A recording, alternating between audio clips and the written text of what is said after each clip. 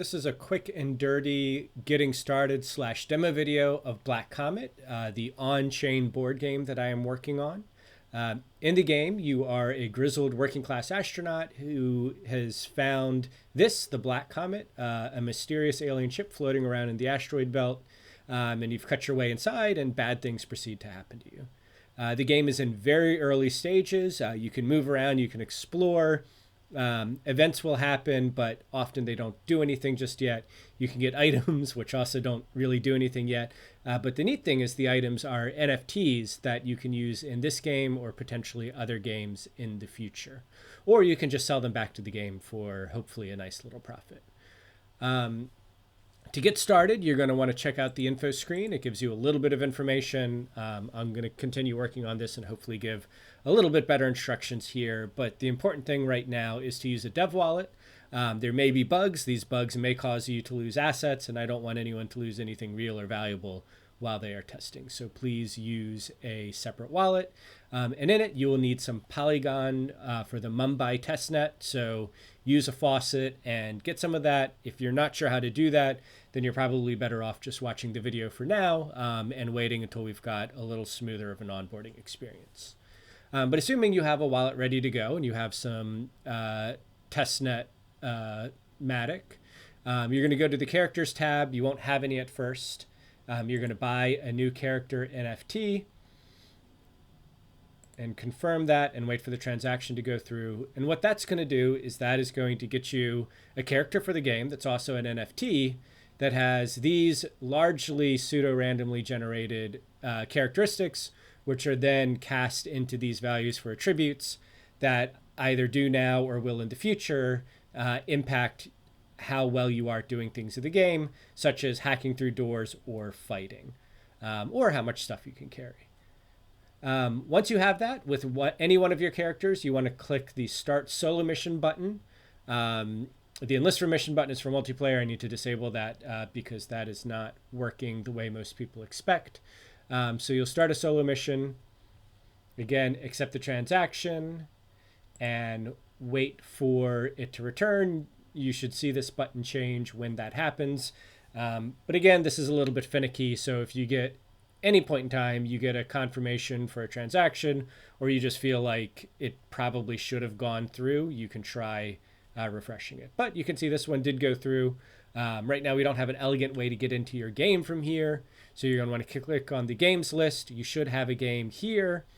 And clicking load game should bring you directly into that game. If you don't see this panel right here with actions, it looks like we do still have, there are many bugs. This is an under-resourced project. It's only me working on it. But if you don't see this panel right here with this picker, you can go down here and select the game that you wanted, that you have, and that should load into your game. And so we can see this is a brand new map in a different configuration with a new character. This is stand-in art right now. Eventually these will be unique NFTs based again on these characteristics for that NFT character. What we want to do in here is we want to start exploring the Black Comet to look for things. The first door is always going to be broken, which means you can walk through it, and if the ship catches on fire, fire can spread through it. Most of the doors will have two numbers on them. The number on the left or on the top, if they're sideways, is the door's strength against hacking, and the number on the right is the door's strength against breaching, which is basically just smashing it open permanently. If you look at your character's abilities, this is a pretty good character. He has 4 against both hacking and breaching. The way that works behind the scenes is you do a dice roll and you add the strength of the door to 3, and you add your dice roll to your ability, and whichever is higher wins. If the door wins, it stays shut. If you win, it opens. But right now, we can just move north and go into this room. So again, we're going to submit. I know the UI UX is not very good right now. It is largely temporary. I'm putting about 10 to 15% of my efforts into the front end right now and the rest into the back end. So we'll wait for that to go through. if transactions are failing, one thing that you can do is add a little bit more gas. What I'm doing is a bit more erratic than I think wallets are expecting, and so they don't always calculate gas prices correctly. But in this case, we've gone into a room and something has happened to us. An event has happened. So this event would spawn enemies. Those are not implemented yet. So we can resolve it and nothing will happen. As a temporary thing right now, these events don't clear fully on the front end once they're processed. So you'll usually see this text change to nothing happens, and then you can close the modal. But if that doesn't happen after the transaction goes through, you can refresh the screen and continue. So we'll wait just another moment for the transaction to go through.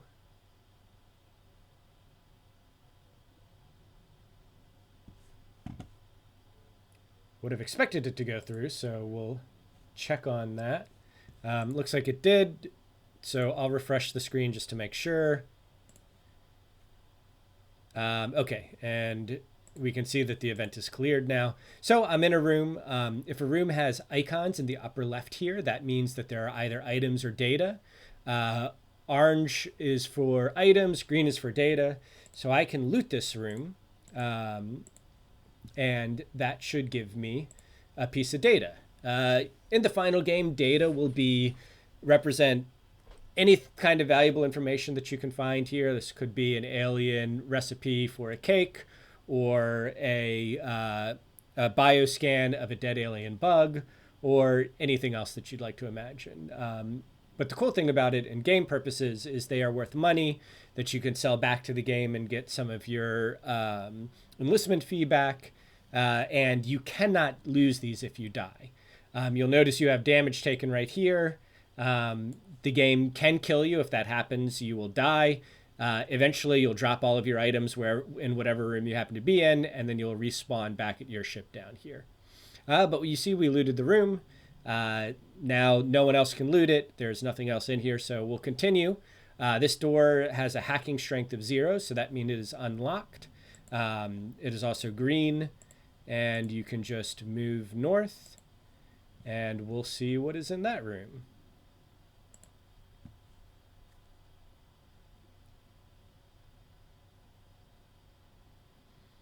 Give it a moment for the transaction to go through, and then we'll see what happens. While we're waiting for that, one thing to notice is that this room right here, the main reactor, is a special room. And a future update will have a room that has a secret passageway to that room. But we've loaded in. We can see this room here has 3 item icons. That's great. It also has an icon for a scavenger event. They're similar to the bug events that we just saw, but they're just not implemented yet at all. So nothing will happen. Again, that's not unusual at this stage of development. But we can loot the room, which is the neat thing, and we will get some NFT items out of that. So we'll give it a second for that transaction to process. All right, we can see we've looted the room, and if we scroll down now, and again, I even have a message here. I know UI UX is temporary. This will be much better. But we have 3 NFT items right now. And these are only just stubbed in. They're not really implemented yet. But they work similar to the characters in that they have a hexadecimal string that is pseudo-randomly generated that will be used to determine their properties, just like your character's string back here, your character's hash determined how good they are at different things. And you can see each of these characters has different traits, some better than others. So that's really what the goal of the game is to go and find items. You can see that it's not enforced now, but you'll have a limit to what you can carry. And eventually you want to take them back to your ship and either stow them safely for future use, or to sell them on an NFT marketplace if you want, because they're NFTs, you own them, you can do whatever you want. Although with the caveat right now that the contract underlying for these gets refreshed pretty regularly, so anything that you get right now is probably not going to be useful for anything. It'll be stuck in a development version of the contract. So apologies if you get a legendary drop. It will probably go away. Although who knows, I could do something to, in special circumstances, allow a migration perhaps. But to show that, we've been, actually, before we go back, we've now encountered a door that is red. This is locked. This one here is pretty weak with strengths of 1. This one here is stronger with strengths of 3 and 2. So I'm going to try and go east. And again, we'll have a point and click interface before too long. But for now, I am going to hack east, which will temporarily open the door until the round is over. And then my follow through, which is a free extra move that you can use sometimes, I will move east. So I'm hacking east and moving east as the follow through, which should open the door and let me go into it. You don't have to go into the room after you open it, and there are times that you might not want to, such as if there's something in there that you want to shoot at and then run away once we have enemies implemented. But for now, we'll go ahead and confirm this transaction and wait until we roll the die here. With this one, or with any rolls, a 1 does always fail, so it's never guaranteed. But here we got a 2. That's enough, particularly with our hacking ability versus the door's strength. So we got into a new room where there's some data, and I can loot it. And you'll notice that I've taken 2 actions. In the single player game, players get 3 actions, and then the ship itself will get a turn where things happen, such as enemies moving or attacking you. If there's fire, the fire will spread, and anything else related to the ship itself. So we will loot this room, see if we can get another data token. We have 1 right here. And we'll confirm that. Wait for the event to go, or wait through the transaction to go through.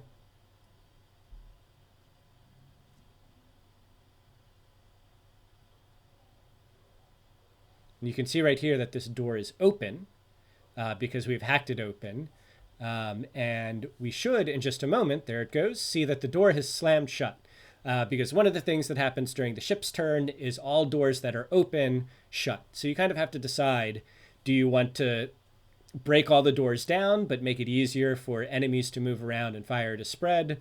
Or do you want to move a little bit slower and more carefully, but then, like right now, we're going to now have to hack that door again to go west and move west to go back into the room that we were just in. So we'll send that transaction through.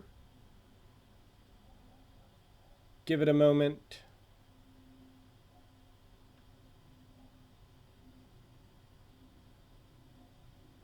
Okay, we rolled a 3. That's good enough. We got into the room. And then I'll show you as one last thing. You can move through rooms with open or unlocked doors. And then if you are only moving in rooms that are discovered, opened, and unlocked, then you can do a bonus move and go south. So we'll go south to here, and then as a bonus, we'll go back home to our ship. So let's confirm that, and hopefully we will make it back home.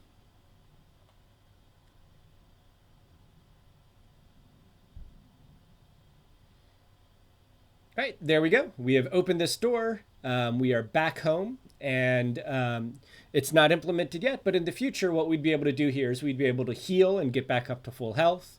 In the multiplayer version of this game, there would be company equipment that you could buy that you might want to use. Or you could sell items back to the company, aka the game contract. So sort of the way the pricing works is that you will pay a fee to play a game, but then there's a floor price that you can sell items back if they're not particularly useful. Or again, they're NFTs, so critically being, you have to get them out of the game to own them. Otherwise, the game owns them.